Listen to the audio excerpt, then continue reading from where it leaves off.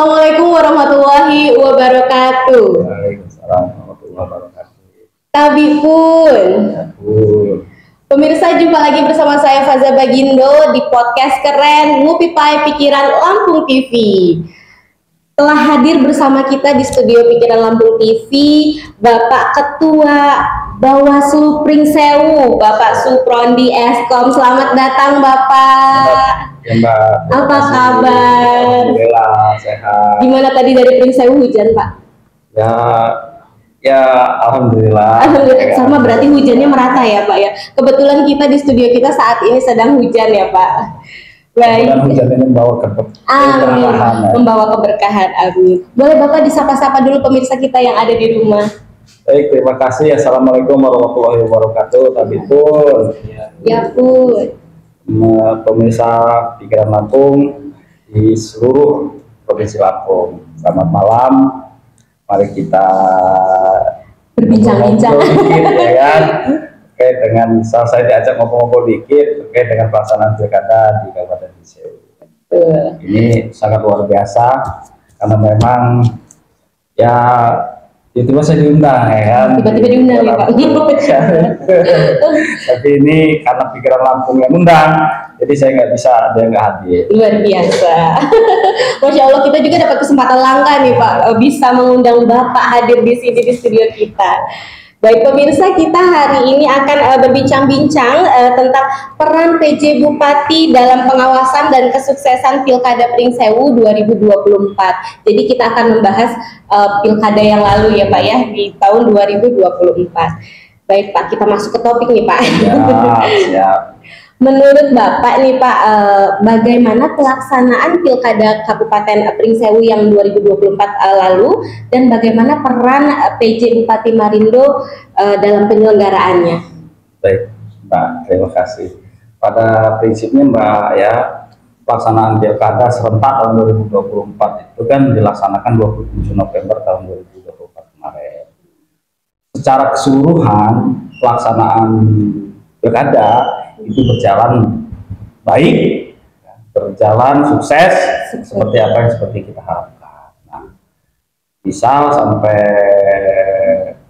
misal karena kan kemarin itu Pringsewu ada misal PHPU di Mahkamah Konstitusi dan itu pun sudah diuji di MK, tapi bahwa MK juga pada putusan dismisal itu diberhentikan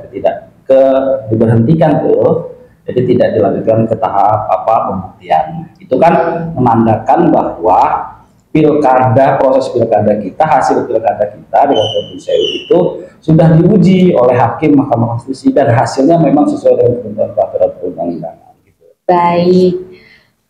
Menurut Bapak nih, apakah masyarakat Pringsewu itu merasa puas dengan seluruh hasil proses pilkada tahun 2024 kemarin?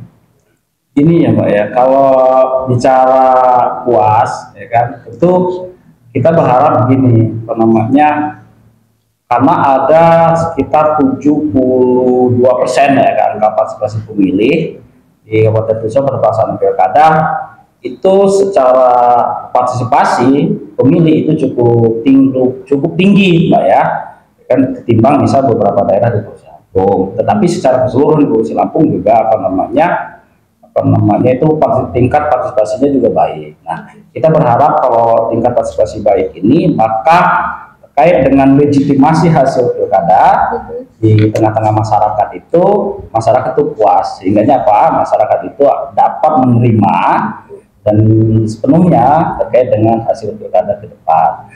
Pilkada ini sudah selesai, maka sebenarnya pemimpin baru harus kita sambut.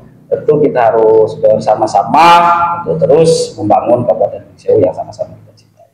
Baik, jadi salah satu indikator yang terlihat antara puas atau tidak puasnya masyarakat itu adalah dari menerimanya masyarakat atas hasil yang sudah diumumkan gitu ya Pak ya. Alhamdulillah di Pringsewu masyarakat dapat menerima hasil dari proses pilkada yang sama-sama kita laksanakan bersama, kita awasi bersama, dan kita lalui bersama-sama.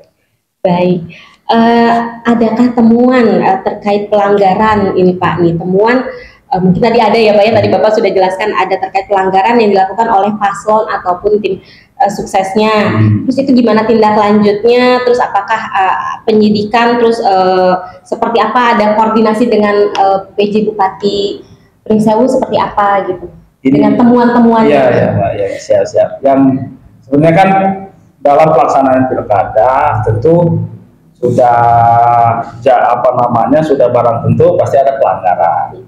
Tapi penanganan pelanggaran di Bawaslu itu kan adalah upaya yang terakhir.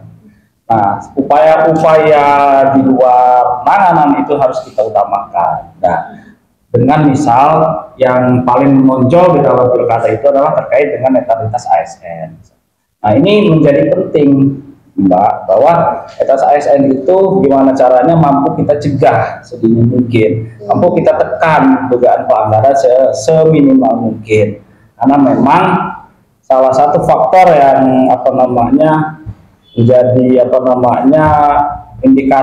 indikator kualitas demokrasi pelaksanaan pilkada yang bagus itu adalah netralnya ASN. Nah, dalam pengawasan pelaksanaan pilkada ini Mbak, baik dari penanganan semua ya, tahapan semua itu tentu Bawaslu misal dan penyelenggara teknis KPU itu bekerja tidak bisa sendiri, maka dia harus butuh dukungan misal dari Forkopimda, ada TNI, ada Polri, ada Kejaksaan, dan ada khususnya yang paling berperan penting yaitu adalah peran pemerintah daerah. Dalam hal ini misal kalau bicara Pringsewu, maka PJ Bupati Pak Marindo itu sangat support ya kan, dan sangat dukung banget misal terkait dengan pelaksanaan pilkada di Kabupaten Pringsewu. Baik dari sisi anggaran, misal, dari sisi dukungan teknis, dari sisi bersama Bawaslu melakukan upaya pencegahan dugaan pelanggaran netralitas ASN. Bahkan saya melihatnya, menurut saya ini salah satu PJ Bupati yang hadir langsung pada deklarasi netralitas 131 kepala pokon dan kelurahan itu adalah PJ Bupati Kabupaten Pringsewu Bang Marindo yang hadir langsung dan memimpin langsung deklarasi terkait dengan netralitas aparat dari kepala desa, perangkat desa dan lain-lain. Itu bentuk dukungan yang nyata bagi penyelenggara pemilu, baik Bawaslu dan KPU untuk sama-sama mengusahakan pelaksanaan pilkada kemarin. Jadi sangat bersinergi ya Pak ya, antara Bawaslu dengan Pemkapnya, dengan Pak PJ Bupatinya, hingga tercipta kondusif ya, pilkada yang kondusif dengan hasilnya yang bisa sukses, bisa diterima dengan masyarakat. Ya emang semua harus ya Forkopimda juga dan lainnya memang harus harus koordinasi, harus satu sama lain harus support dan lain, dan terbukti misalnya di Pringsewu itu berjalan dengan baik di bawah komando Pak PJ ya kan, semua komponen dapat bersinergi untuk sama-sama melaksanakan dan mensusun pilkada, dan terbukti misal di Pringsewu pilkadanya berjalan dengan damai, sejuk, dan ya seperti apa yang kita harapkan kira gitu. Ada cerita-cerita nggak nih Pak, waktu pengalaman ketika pilkada kemarin mungkin yang berkesan sekali, yang Bapak masih ingat nih sekarang bisa di-sharing ke masyarakat gitu misalnya? Ya banyak sih sebenarnya. Mungkin bisa di-sharing. Tapi memang yang paling berkesan itu tentu bagi kami Bawaslu adalah misal supaya pilkada ini berjalan dengan baik, berjalan berkualitas juga pilkada ini, tentu peran serta partisipasi dari masyarakat, peran serta masyarakat itu menjadi penting dan menjadi faktor penentu. Karena memang masyarakatlah yang bisa menentukan arah pembangunan misalnya di Kabupaten Pringsewu 5 tahun ke depan. Nah, ini menjadi penting sih Mbak ya. Nah, kesan-kesan inilah yang banyak misal kita lakukan misal Bawaslu. Tadi kalau Mbak bicara kesan-kesan, Bawaslu dalam upaya mendorong dan meningkatkan partisipasi dari masyarakat terkait dengan pengawasan pilkada, maka banyak hal misal saya itu kadang-kadang masuk ke sekolahan, misalkan kami ke Bawaslu dan lain-lain. universitas dan lain diskusi dan banyak hal, ya kan gitu, untuk meningkatkan partisipasi masyarakat dalam melaksanakan atau mengawasi pelaksanaan pilkada gitu.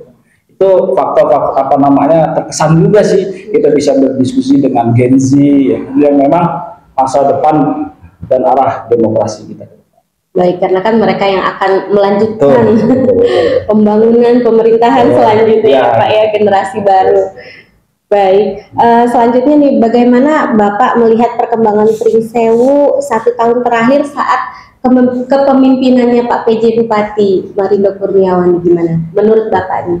Itu kan gini ya Pak ya, kalau kami ini kan, kalau nanyanya ke kami ini kan dari sisi penyelenggaraan pemilu. Betul. Tapi memang ada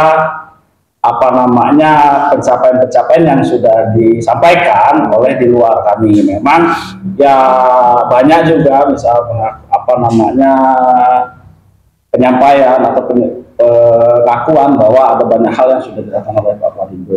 Tentu kami sebagai warga Pringsewu tentu mengapresiasi dan berterima kasih ya kan, selama ini apa yang sudah dilakukan baik oleh Bapak Marindo. Nah, kalau dari sisi penyelenggaraan pilkada, Mbak, ini kan begitu beliau ini dilantik ya kan dan serah terima jabatan, kami ini audiensi audiensi kerja lah ya kan gitu.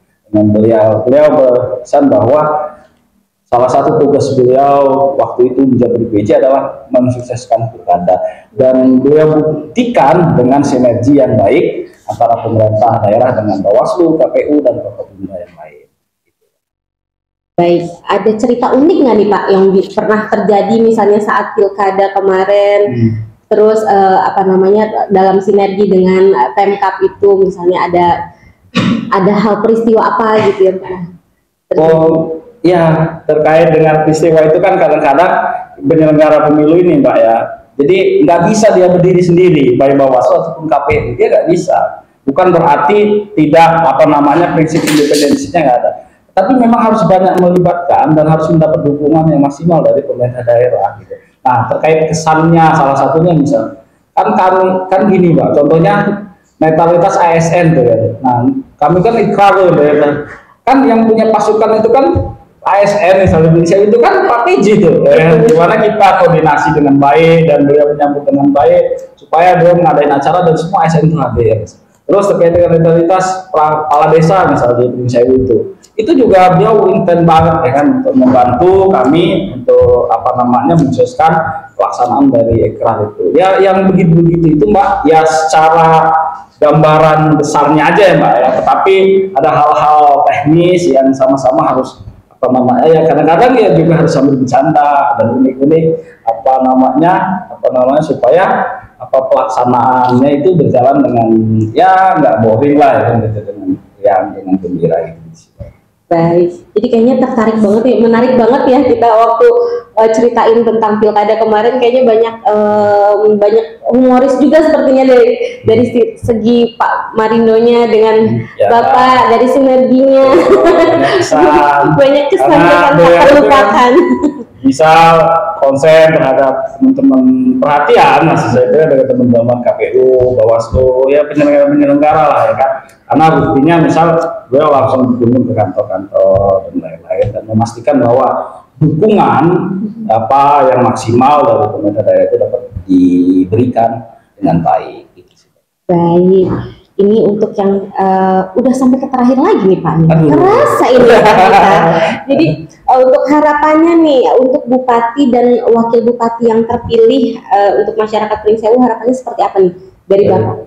Baik, bahwa Bupati terpilih hasil pilkada serentak tahun 2024 ini maka akan dilantik secara serentak, yaitu 20 Februari 2025 ini di Istana Negara ya kan di Jakarta. Maka pada tanggal 20 itulah Kabupaten Pringsewu mendapat bupati yang definitif ya, hasil dari pilkada serentak tahun 2024. Nah, bicara harapan, tentu setelah pilkada selesai bupati dilantik, maka perbedaan pandangan, perbedaan pilihan dan lain-lain, perbedaan politik masa lalu pada proses pilkada maka harus harus kita skip, ya kan? Tentu saya berharap bupati yang terlantik dan terpilih yang dilantik pada 20 Februari ini adalah bupati dan wakil bupati yang memang mampu mengayomi seluruh elemen masyarakat Kabupaten Gunung Sewu dan menjadi bapak dan ibu untuk seluruh masyarakat Kabupaten Gunung Sewu. Nah, sehingga apa? Proses pembangunan di Kabupaten Gunung Sewu itu dapat berjalan dengan baik. Baik, untuk pesan-pesan untuk warga Pringsewu sendiri mungkin ada yang bisa disampaikan, Bapak? Ya, pesan-pesannya yang jelas kita sambut bupati baru kita setelah datang 27 Februari. Ayo kita bersama-sama untuk terus mewujudkan Pringsewu bersenyum manis. Baik, Bapak terima kasih banyak ini sudah menyempatkan waktu untuk bisa hadir di studio kami di sini. Mudah-mudahan Bapak selalu diberikan kesehatan dan kelancaran dalam bertugas. Amin. Pemirsa, itu tadi perbincangan kita hari ini bersama Pak Suprondi Eskom selaku Ketua Bawaslu di Pringsewu ya Pak ya. Jangan lupa nantikan podcast keren kita lainnya hanya di Pikiran Lampung TV.